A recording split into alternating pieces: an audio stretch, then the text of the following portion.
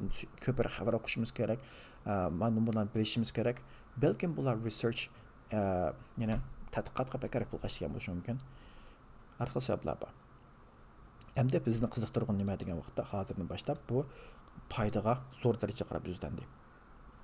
Net income. Demak, net income degan bu tax, budge, ham shundoqlam interest expense deymiz. Interest expense uyg'ursini deyman, o'qimadim. Interest expense. O'simdan chiqarayotgandan keyingi qo'l qilib qolgan net income. Shundan boshqa yana balance sheet bor. Boshdan ko'rib tushunadigan bo'lishimiz kerak-da. Buningki cash balance qancha? Common stock 41,000. Hozir bu accountdan kirib ketmaylik. Demak, yana bir muhim narsa cash flow.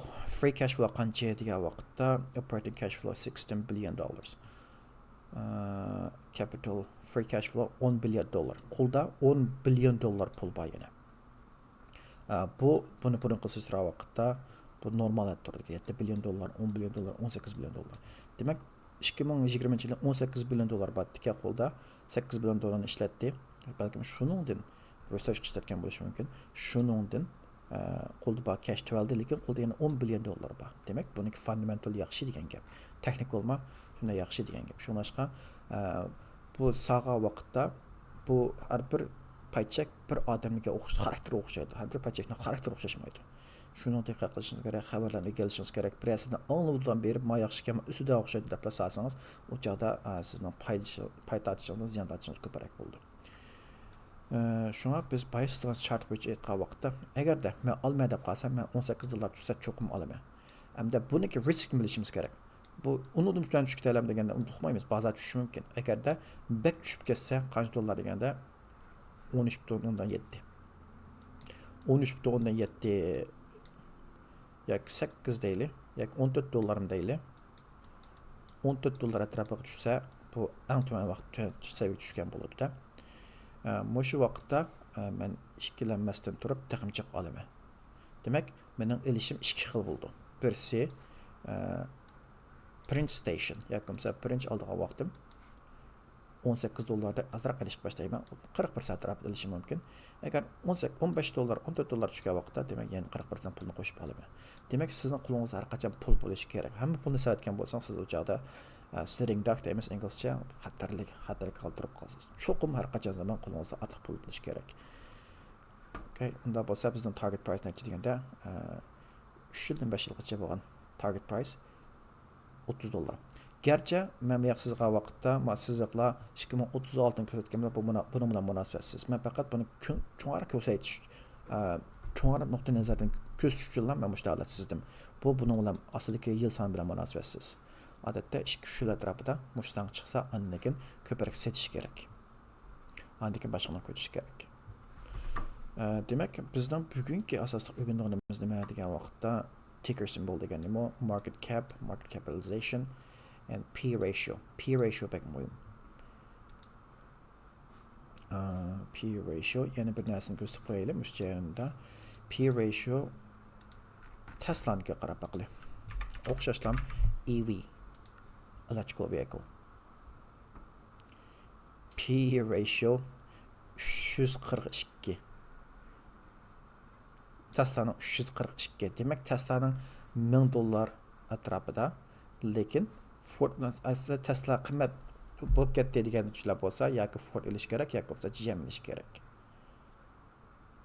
Chunki buning P ratioga qaraymiz. Shunaqa. Alright.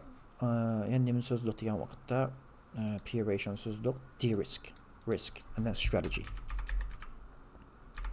Bu yerda strategiya sizningki technicals ham fundamentals cho'qim strategy orqali amalga oshirish kerak. Yoki shu strategiyaga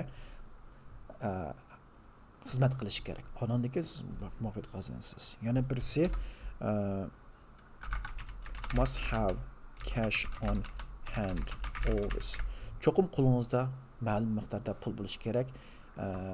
Agar davlatlar tushib ketsa, chunki bu bozor degan o'zgarib turdi. Bir elib qo'yib bilan biz kelgusiga bu o'sadi ekan deb qolsak, bir vaqtim avvalsak bo'lmaydi. Shundami? Agar biz bir olsak, Agar o'sib ketsa 40% pulni oldik, yana 60% pul qilamiz va o'sib ketsa mayli. Biz yana 60% pulni yana boshqa bir staklar asasak bo'ladi. Shunaqmi? Shunga chiqib yetib strategiya haqiqiy tushamdi biyaga deganda biz uqmaymiz uni. Biz faqat strategiya jihatda tushib qolsa unday qilma, bunday qilma deymiz. Yo'q, bozorga biz plan bilan kirishimiz kerak.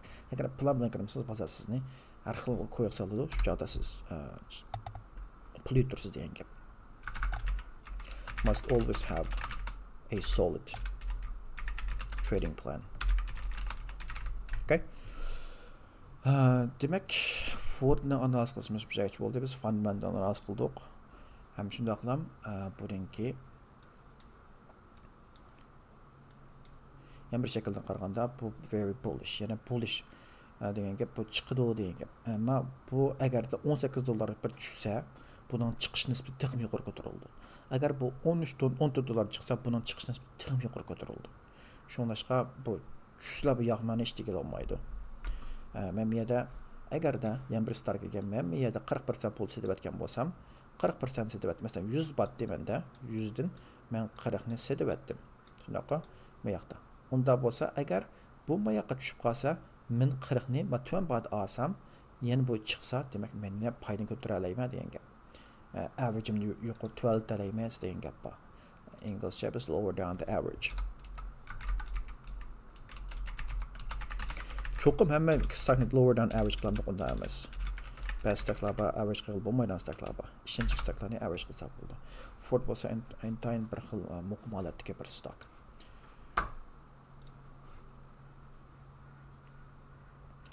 Okay, ma'nan qaragan bu Tesla ekan. Agar biz Fordni ma'nan qaraydigan bo'lsak, filmimizda buning chiqisi bor, lekin setilishi bekerak bo'ladi. Xalqlar ko'p darajada setyapti-da buni. Agar biz buni daily chart qaraydigan bo'lsak, daily chartda volume bar, MACD 12 MACD ning 12 ma'lumotga yetgan vaqtda agar MACD azroq 12 esa bak yaxshi bo'ladi. Agarda biz bu RSI qaraydigan bo'lsak, RSI texi buzib tashlayapti masizlikni. Unda bo'lgandan keyin bu faqat mishada talashyapti-da, ya chiqishda tushishni qaror qilyapti degan gap. Agarda bu qatim mushaq kelib $21.5 kelib, bundan usti chiqqanmasa, bu tuan chiqdi. Agarda navoda bozor degan har xil bo'ldi, uni qilmaydi.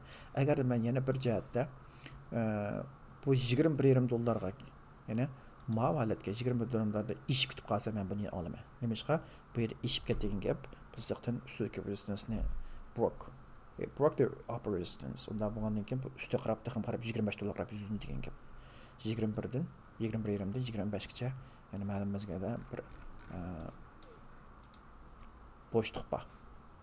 Agar biz uzun yillik chart qaraydigan bo'lsak, agar bu buzlashnaga borib degan vaqtda $24.